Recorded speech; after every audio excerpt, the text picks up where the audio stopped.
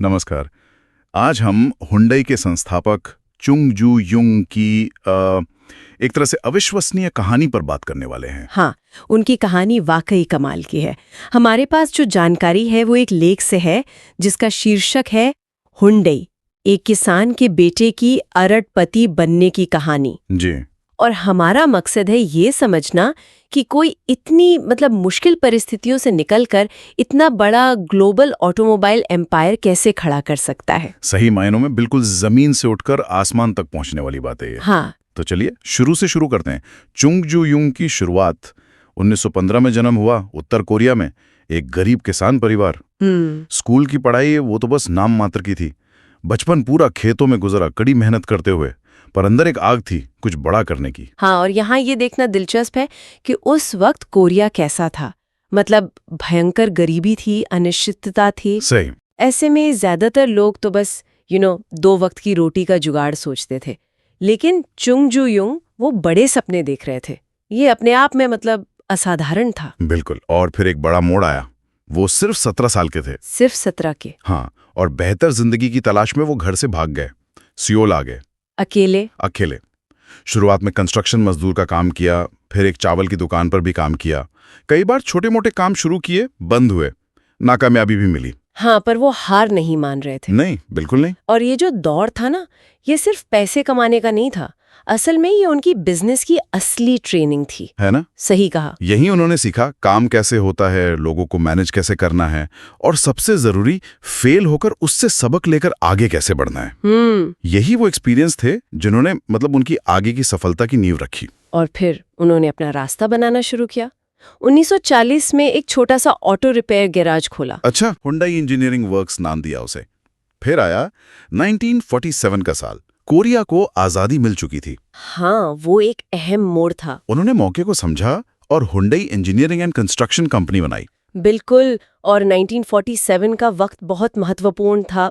कोरियाई युद्ध के बाद देश को दोबारा खड़ा करना था। हाँ, पुनर्निर्माण का दौर। हाँ, पुल बनाने थे, सड़कें बनानी थीं, पूरा इंफ्रास्ट्रक्चर खड़ा करना था।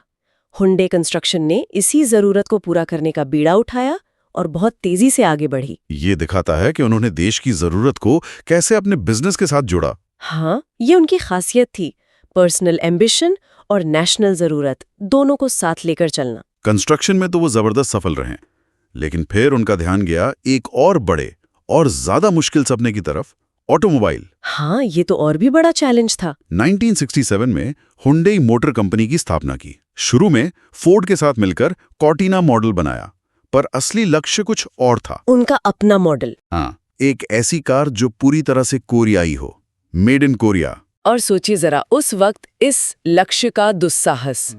कोरिया में हेवी इंडस्ट्री थी नहीं, कार बनाने का कोई तजुर्बा नहीं। सही। कई लोगों ने मजाक उड़ाया, यहाँ तक कि सरकारी अधिकारियों ने भी कहा कि भाई ये कंस्ट्रक्शन कंपनी क्या कार बनाएगी। लेकिन वो अपने जिद पर अड़े रहे और उन्होंने कर दिखाया। 1975 में हुंडई ने लॉन्च की पोनी। हाँ, कोरिया की पहली मास प्रोड्यूस्ड कार। ये सिर्फ एक गाड़ी नहीं थी। नहीं, बिल्कुल नहीं। ये एक प्रतीक थी कोरिया की औद्योगिक क्षमता का, उनके राष्ट्रीय गौरव का।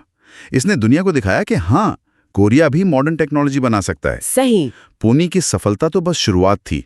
इसके बाद हुंडई ने ग्लोबल मार्केट पर नजर डाली, और उनकी जो रणनीति थी ना, वो कमाल की थी। क्या थी वो रणनीति? उन्होंने पहले विकासशील देशों को टारगेट किया, फिर पश्चिमी बाजारों में गए और ऐसी कारें पेश की जो किफायती थीं, भरोसेमंद थीं और जरूरत के सारे फीचर्स थे उनमें। Value for money. बिल्कुल, जो उस वक्त की बड़ी स्थापित कंपनियों की महंगी कारों वाली रणनीति से एकदम अलग था। और इसी रणनीति ने काम किया। हुंडई ने एशिया, अमेरिका, यूरोप, भारत सब जगह अपनी धाक जमाई। हाँ, और आज देखिए, हुंडई दुनिया की टॉप 5 ऑटोमोबाइल कंपनियों में से एक है। सोचिए, एक किसान का बेटा और इतना बड़ा साम्राज्य खड़ा कर दिया। तो अगर हम पूरी कहानी को समेटें तो ये सिर्फ मेहनत और जिद की कहानी नहीं है। इसमें विजन है, दूरदृष्टि, सही समय पर रिस्क लेने का साहस है और देश की जरूरतों को बिजनेस के मौकों में बदलने की वो जो काबिलियत थी वो अद्भुत थी। बिल्कुल। उन्होंने साबित किया कि मुश्किल हालात को भी आप अपनी प्रेरणा बना सकते हैं। सही। तो इस पूरी चर्चा से निचोड़ क्या निकलता है? स्रोत से जो बात साफ उभरती है वो ये है कि हालात चाहे जैसे भी हों, अगर इरादा मजबूत है, रणनीति सही है, तो बड़े से बड़ी चुनौती भी पार हो सकती है। उन्होंने सिर्फ सपने नहीं देखे, उनको पूरा करने का प्लान बनाया। हाँ, प्लान बनाया और उस पर काम किया। बिल्कुल। चुंग जुयुंग की ये कहानी यकीनन बहुत प्रेरणा देती है। ये दिखाती है कि एक अकेला इंसान अपनी सोच और मेहनत से क्या कुछ नहीं कर सकता। हाँ बिल्कुल। और यहाँ एक बात और सोचने वाली है, जो स्रोत में सीधे तौर पे नहीं कही गई पर इशारा है, वो ये कि व्यक्तिगत हिम्मत और विजन तो थे ही, लेकिन क्या युद्ध के बाद के पुनर्निर्माण का वो जो खास दौर था कोरिया में और राष्ट्रीय विकास पर जो जोर था, क्या उस माहौल ने भी चुंग जुयुंग जैसे लोगों को इतना बड़ा कदम उठाने में मदद की? अच्छा पॉइंट है, मतलब माहौल का भी असर रहा होगा। हाँ। इस पर सोचना उनकी कहानी को एक और परत देता है ना।